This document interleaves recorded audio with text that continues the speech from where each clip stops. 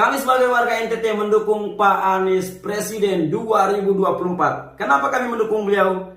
Karena beliau terbukti kerjanya sangat nyata untuk Jakarta.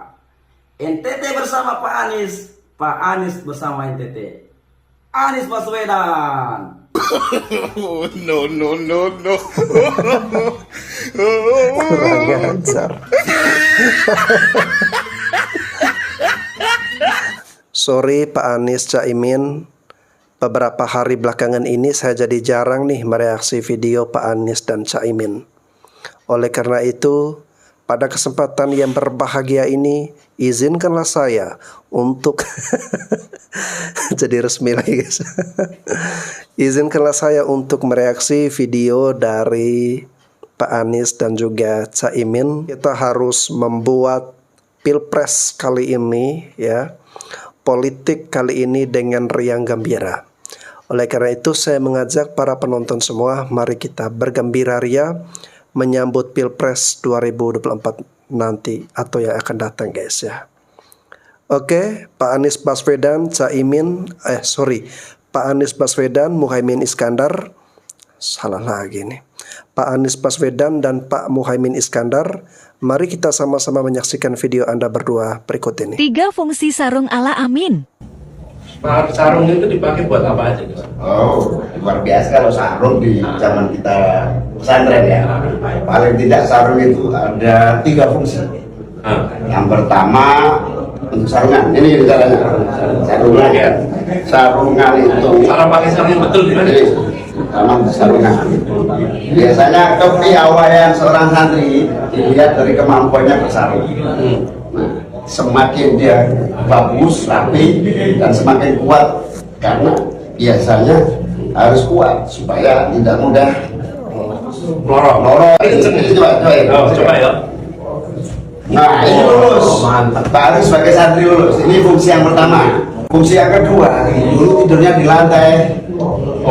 Sarung fungsinya untuk selimutan, gantungan nanti nyamuk gitu. Nah, yang ketiga, sarung fungsinya untuk nyelepet nih, contohnya nih. Nyelepet nih ya.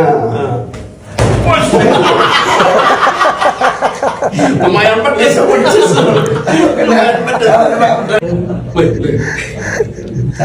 Di sarung gak bahaya tak? Jadi ninja ya? Ninja.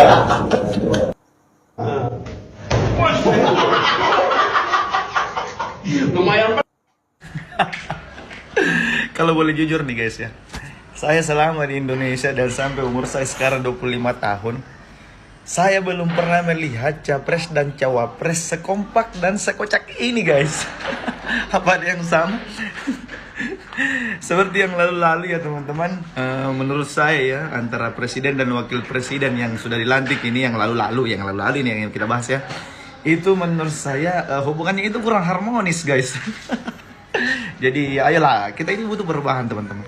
Entah kenapa ya, setiap saya melihat pasangan Amin ini, Pak Anies Baswedan dan Gus Muhaimin, itu bawaannya saya ingin sholawat terus guys.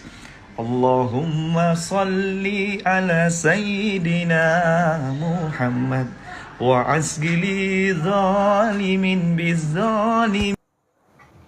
Bang, pilih Anies Ganjar atau Prabowo? Untuk perubahan, Anies. Gua bingung dah. Kok ada yang milih Anies ya? Kok bisa gitu? Tetep Pak Anies dan Caimin yang jelas membela rakyat. Rakyat sing dibela karo Anies karo Caimin, rakyat sing ndi? Aku pengen roh. Ya, bakal presidene ya selalu lupa karo janji kampanye. DP 0% parane nandi. Ditagih ngomongin kemarin janjinya apa? Ra sesuai karo fakta. Sing sitoke mengkudeta meroyok partene Gus Dur. Sesama NU ki lho menusuk NU. Wong NU padahal ponakane dhewe. Apa orang gila nih temen. Metane jebak bayi membela rakyat kan kowe. Gus Dur didek cengele, ndahno dapur-dapuramu kuwi. Didoni kuwi lho paling. Salam logika. Dengan ini saya mengajak teman-teman untuk menyambut pesta pemilu 2024 ini dengan perasaan riang gembira, senang, karena namanya juga pesta. Masalah pilihan, misalkan saya memilih Ganjar sama Mahfud dan kalian lebih memilih Prabowo sama Gibran, mari kita saling hormati dan saling menghargai pilihan masing-masing. Karena gua yakin dari dua capres yang ada, yaitu Ganjar sama Prabowo, dua-duanya orang Indonesia asli dan pasti berjuang untuk makmurnya negeri NKRI kita. Oh iya, kita tuh punya 3 capres ya. Habis yang sering disebutin kalau nggak Ganjar ya Prabowo. Capres yang satu ini kayak sepi-sepi saja, nggak pernah diomongin. Sekali lagi, kalian mau memilih Ganjar seperti saya atau kalian mau memilih Prabowo, hak kalian, oke? Lagi-lagi lupa nyebutin capres yang satu lagi.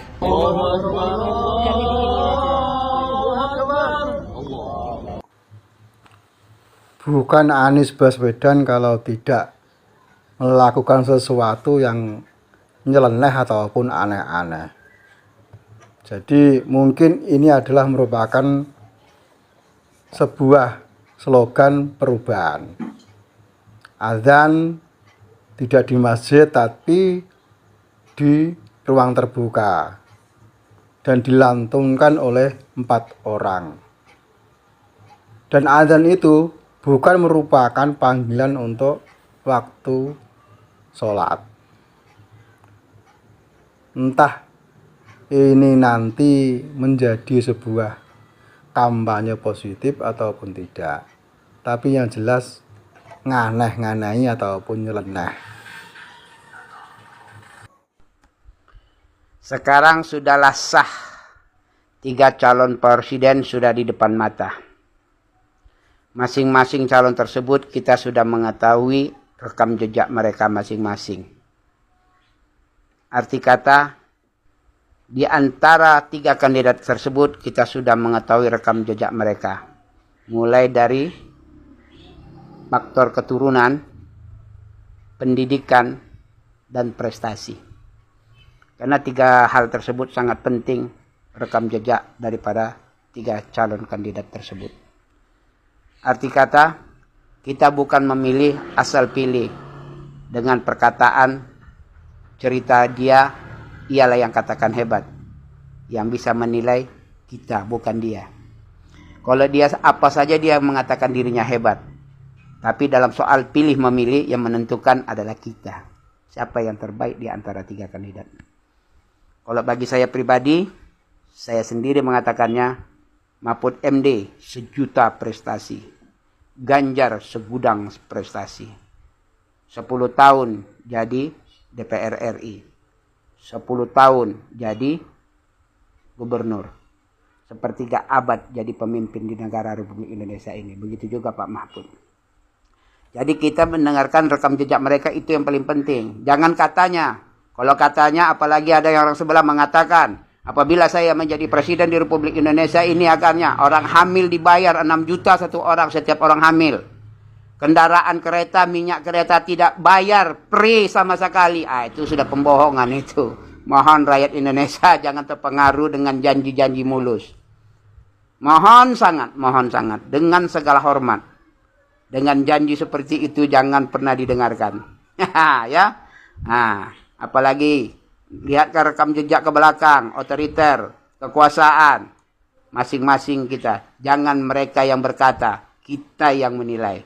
Karena kalau mengangkat satu kepemimpinan itu bukan dengar cerita dia, bukan. Kalau kata dia, dialah yang paling baik, dia yang paling sukses, dialah yang paling tinggi, dia yang sekolahnya, dia yang paling hebat. Padahal sudah 5 tahun menjabat jadi instansi pemerintah, apa ia buat? Apa ia lakukan? Apakah ada kenyataannya? Tidak. Kan begitu kan? Jadi kita di dalam hal kepemilian ini, mari kita bersatu padu seluruh rakyat Indonesia, Sabang, Merauke, Pulau Rupat, sampai Pulau Rote, menilai, kita sendiri yang menilai jejak rekam mereka. Di antara 3 kandidat tersebut, siapakah kandidat tersebut yang terbaik, yang cocok untuk memimpin di Republik Indonesia ini, RI, untuk tahun 2024. Semoga seluruh rakyat Indonesia cerdas secerdas-cerdasnya untuk memberi pemilihan yang mana yang harus dipilih. Rekam jejak yang mana yang terbaik. King of the King. Dulu, waktu masih menjabat sebagai Gubernur DKI Jakarta, kita semua sudah bisa melihat dan menilai bahwa kualitas Anies Baswedan sungguh pantas disebut sebagai gubernur dengan rasa presiden. Rupanya, kualitas dan rasa presiden itu terus melekat di diri seorang Anies Baswedan. Bahkan sekarang, ketika Anies tidak menjabat sebagai apa-apa lagi, hanya sebagai warga negara biasa yang sedang melamar sebagai presiden ke-8 Indonesia di tahun 2024, kualitas rasa presiden itu juga ikut dirasakan oleh negara tetangga kita, Malaysia. Bagaimana tidak? Karena Perdana Menteri Malaysia Anwar Ibrahim pada akun Twitternya menceritakan bahwa pada hari Kamis pagi tanggal 12 Oktober kemarin, beliau menerima kunjungan Anies Baswedan. Di mana lebih jauh, Anwar Ibrahim bercerita bahwa dirinya dan Anies Baswedan membahas sejumlah isu mengenai Malaysia dan Indonesia. Bahkan keduanya juga bersepakat untuk memperkokoh hubungan kedua negara melalui berbagai bentuk kerjasama. Nah, yang dibicarakan oleh Anies Baswedan dengan Anwar Ibrahim ini jelas adalah pembicaraan hubungan bilateral, di mana pantasnya jika Perdana Menteri yang berbicara, maka Presiden yang menjadi lawan bicaranya. Bahkan mereka berdua sudah bersepakat, atau dengan kata lain, sudah membuat kesepakatan antar dua negara. Dan kesepakatan dengan Perdana Menteri seharusnya dilakukan oleh pemimpin tertinggi negara atau Presiden. Jelas Anies Baswedan belum menjadi presiden, dan jelas Anwar Ibrahim pasti mengetahui fakta itu. Tapi tetap, dari isu dan kesepakatan yang mereka bicarakan, seakan Anwar Ibrahim sudah yakin bahwa Anies Baswedan akan menjadi presiden di 2024. Tapi keyakinan Perdana Menteri Malaysia Anwar Ibrahim itu sama sekali tidak salah. Karena begitu juga dengan kita semua yang juga amat yakin kalau Anies Baswedan akan menjadi presiden Indonesia di 2024. Amin. Salam semangat antitesa 24. Saya suka ya dengan semangat dari abang ini, dengan semangat antitesanya terus mempromosikan Pak Anies, guys ya. Namun akhir-akhir ini guys ya, Pak Anies ini jarang sekali untuk dibicarakan ya. Karena ya orang sudah bisa melihat atau memprediksi bahwa Pilpres nanti ya, ajang pertarungan yang sesungguhnya adalah Pak Ganjar dan juga Pak Prabowo, guys ya.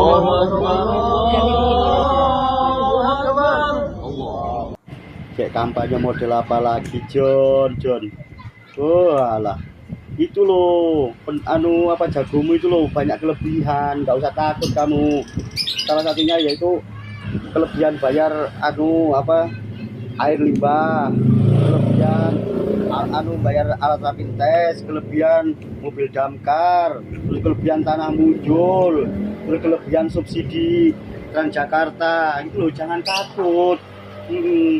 Jangan takut, tapi pasti kalah, yakin aku pasti kalah sama Ganjar itu ya. Sama Ganjar, apalagi wakilnya Ganjar itu Mahfud MD, tidak ada apa-apanya. Biar kamu wakilnya Muhaimin, Muhaimin, kita ini orangnya itu tetap Ganjar ya. Kita itu orangnya Gus Dur, siapa Muhaimin kita paham ya.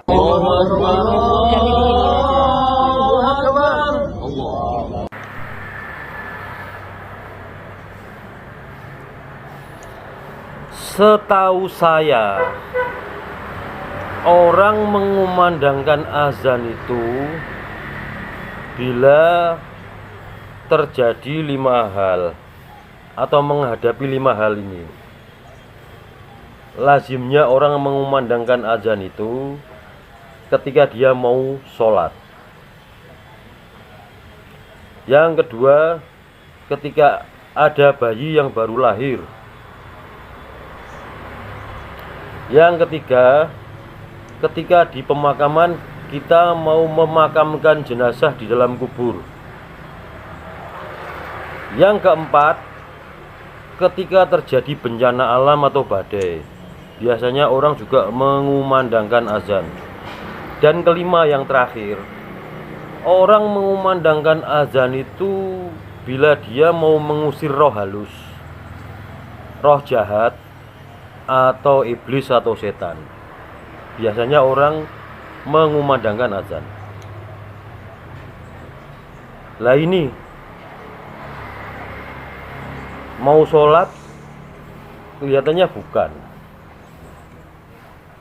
Ada bayi yang baru lahir kelihatannya juga bukan. Mau memakamkan jenazah kelihatannya juga enggak. Ada badai atau tofan atau bencana alam juga tidak. Ada iblis, ada roh halus, ada jin, ada setan juga tidak. Kalaupun ada, setannya yang mana? Dah, kalian cari tahu sendirilah jawabannya. Saya mau mandi. Barunya Tara Mak Jreng, Ketua Majelis Tinggi Partai Demokrat Susilo Bambang Yudhoyono. Dulu saya suka lihat Mbak ini di beranda saya dan selalu ngomongnya gini, Tara Mak Jreng, cebong-cebong pasti panik denger berita ini. Sekarang kok beda 180 derajat ya. Ada apa ya? Oh iya, saya lupa. Mbak Ajeng orang Demokrat ya. Jadi apa kata Demokrat yang sekarang sudah keluar dari koalisi, Mbak Ajeng pun akan berubah haluan, begitu ya. Kalau saya masih relawan yang memang no partai, relawan yang dari hati nurani. Jadi siapapun keputusan Anies Baswedan, saya mah tetap aja setia sama Pak Anies Baswedan. Tara Mak Jreng. Cebong-cebong pasti panik dengar berita ini. Peace Mbak Ajeng ya. Mudah-mudahan kembali lagi dengan koalisi perubahan. Assalamualaikum warahmatullahi wabarakatuh. Anies Baswedan selalu dimusuhi oleh Jokowi. Ada apa dengan rezim ini? Padahal Anies Baswedan selalu di urutan terakhir di semua lembaga survei. Anies Baswedan tidak punya dana untuk membayar buzzer, membeli suara rakyat, apalagi membayar lembaga survei. Anies Baswedan berjiwa santun, sabar, dan berakhlak. Tidak biasa mengumbar janji yang tidak rasional hanya untuk mendongkrak popularitas. Tidak biasa bikin konten untuk pencitraan di media sosial. Dia tidak biasa nonton film porno, apalagi terseret masalah korupsi. Anies Baswedan jelas nasabnya. Cucu dari Bapak Baswedan, pahlawan nasional. Dan dibesarkan dari keluarga pendidik yang religius. Anies Baswedan itu jelas pendidikannya, jelas ijazahnya, jelas prestasinya. Sehingga tidak diragukan lagi bila banyak rakyat yang mendukungnya. Anies Baswedan hanya menjual prestasi dan rekam jejak. Karena disitulah gambaran karyanya yang akan didapatkan bila mendapatkan amanah memimpin negeri ini. Bukankah Anies pernah menjadi tim sukses Jokowi di masa periode pertama menjabat? Bukankah prestasi Anies membangun Jakarta telah dirasakan warga Jakarta dan diapresiasi dunia internasional? Lantas terus mengapa begitu sadisnya penguasa saat ini memusuhinya? Begitu berbahayakah bagi penguasa bila Anies Baswedan menjadi presiden? Apakah karena keberaniannya Anies Baswedan melawan oligarki sehingga merugikan mereka? Apakah bila Anies Baswedan jadi presiden akan membongkar segala masalah mengenai hukum dirinya, keluarga dan koleganya bila telah lengser, sehingga menghilangkan demokrasi dengan menggiring opini publik, mengendos capres, sampai menjadi tim sukses hanya ingin agar Anies Baswedan tidak sampai menjadi penggantinya? Lantas bagaimana kesantunan berpolitik yang dicontohkan oleh para pendahulunya? Bukan malah membuat gaduh dengan menjunjung capres yang diusungnya dan menjatuhkan yang lainnya. Maka marilah jangan biarkan orang baik seperti Anies Baswedan berjuang sendirian. Mari kita dapatkan barisan yang ingin ada perubahan di bumi pertiwi yang kita cintai ini. gaungkan nilai-nilai kebenaran dengan santun. Kekuatan kita hanya Allah, Allah Azza wa Jalla. Karena hanya dialah yang bisa membalikkan sesuatu. Oke, salam perubahan. Indonesia harus lebih baik.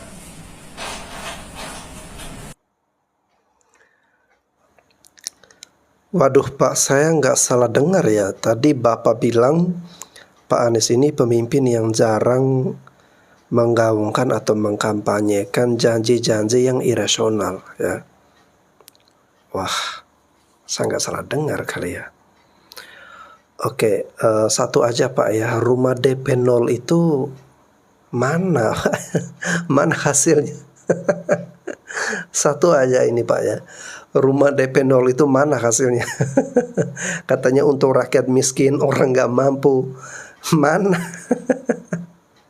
Ada yang beranggapan kalau Pak Ganjar Pranowo bersanding, ada capresnya itu Pak Mahfud MD, itu korupsi bisa diberantas. Ngapusi, logikanya aja le. Ada juga yang mengatakan kalau Pak Prabowo bergabung dengan Gibran pasti akan menang. Belum tentu juga bro. Nah, kalau urusannya Pak Ganjar dengan Pak Mahfud MD kalau bilang korupsi itu akan diberantas sampai ke akar-akarnya, nggak bener.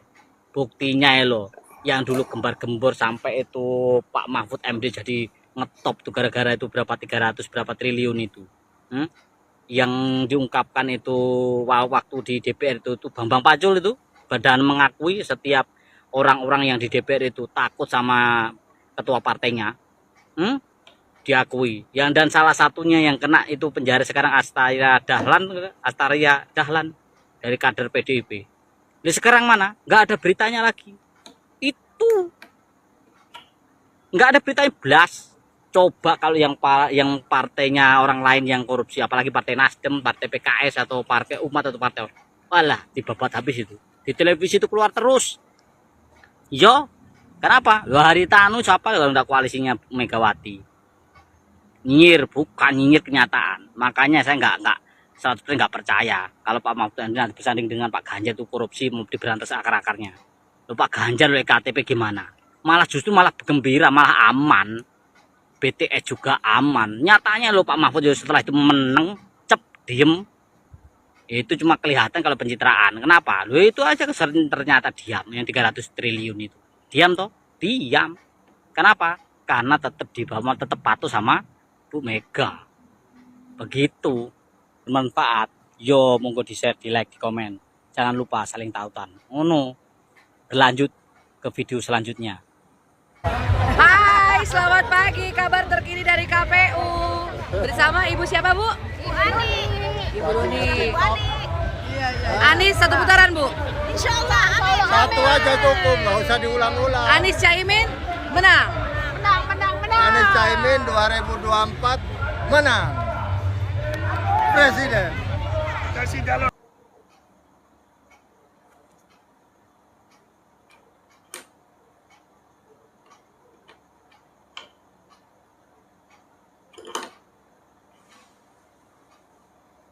Kutuklah kami termasuk diriku ini kalau kami mengkhianati komitmen ini. Kami ingin.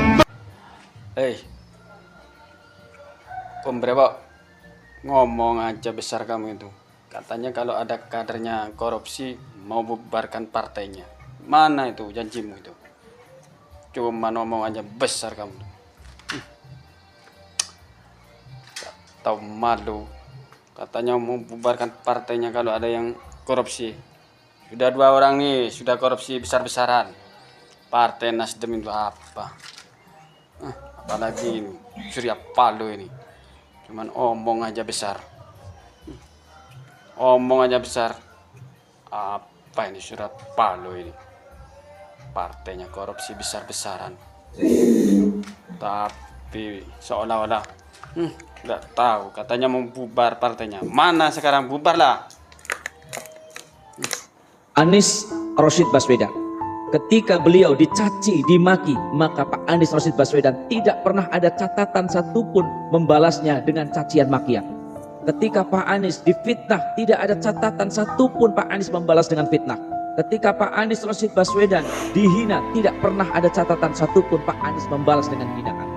Akan tetapi justru sebaliknya, ketika Pak Anies ini dihina, dicaci, maki, difitnah, yang ada Pak Anies adalah membalasnya dengan kebaikan-kebaikan, dengan doa kebaikan, dengan akhlak. Anies Baswedan adalah membalasnya dengan sebuah karya. Satu bukti, ketika Pak Anies pernah dihina, dicaci maki oleh seorang ahli seniman senior Indonesia, ketika dia sakit, maka Pak Anies lah yang datang menjenguk ke sana. Dan ketika dia tidak mampu untuk membiayainya, Pak Anies yang membiayainya. Ini adalah salah satu akhlak baginda Nabi Shallallahu Alaihi Wasallam, yaitu akhlakul adimah. Apa akhlakul adimah? Akhlakul adimah adalah membalas keburukan seseorang, yaitu yang dibalas dengan kebaikan. Dan inilah salah satu akhlak Nabi Shallallahu Alaihi Wasallam, di mana Allah telah menceritakan dalam Al-Quran, wa innaka la'ala khuluqin azim. Dan sungguh Nabi Muhammad Shallallahu Alaihi Wasallam memiliki akhlak yang agung. Satu cerita yang masyhur, Nabi Muhammad Shallallahu Alaihi Wasallam ketika pulang dari masjid selalu dilemparin tai onta. Ketika Nabi Shallallahu Alaihi Wasallam pulang dari masjid selalu diludahin. Ketika Nabi Muhammad Shallallahu Alaihi Wasallam pulang dari masjid selalu difitnah. Akan tetapi suatu ketika orang yang memfitnah, orang yang melempari tai onta, yang meludahi Nabi tidak nampak. Maka sahabat ini ditanya oleh Rasulullah, wahai sahabatku, di mana orang yang biasa meludahi aku? Di mana orang yang biasa melempari aku tai onta? Maka sahabat ini mengatakan, ya Rasulullah, orang yang biasa melempari tai onta kepadamu, orang yang biasa meludahimu, dia sedang sakit ya Rasulullah. Maka orang yang pertama kali menjenguknya adalah Nabi Shallallahu Alaihi Wasallam. Ini adalah salah satu akhlak yang melekat pada Bapak Anies Baswedan. Semoga 2024 Anies Baswedan menjadi Presiden Indonesia. Amin. Oke guys, itu tadi video-video hiburan ya. Saya juga perlu menyampaikan permohonan maaf untuk Pak Anies dan juga Caimin, karena beberapa hari belakangan ini saya mulai jarang nih mereaksi video-video Pak Anies dan juga Caimin ya. Saya lebih banyak mereaksi Pak Prabowo, Gibran, Pak Ganjar dan juga Pak Mahfud ya. Oke, sehat-sehat selalu buat Pak Anies dan juga Caimin ya. Selamat bertarung di Pilpres di tahun 2024 ya. Tapi mohon maaf, kami mayoritas masyarakat Indonesia sepertinya tidak ingin jika bangsa dan negara yang besar ini, bangsa dan negara tercinta, tanah air yang indah dan luar biasa ini jatuh ke tangan seorang Pak Anies Baswedan. Karena Bapak ini sebagai Bapak politik identitas, kami khawatir Pak nanti justru malah membuat bangsa dan negara ini menjadi tidak aman dan tidak nyaman, tidak damai ya. Jadi mohon maaf ya Pak Anies dan Caimin, mungkin kesempatan kalian bisa jadi presiden ataupun wakil presiden di tahun 2224. Oke teman-teman, terima kasih. Saya Bastian Sebo, sekian dan terima kasih.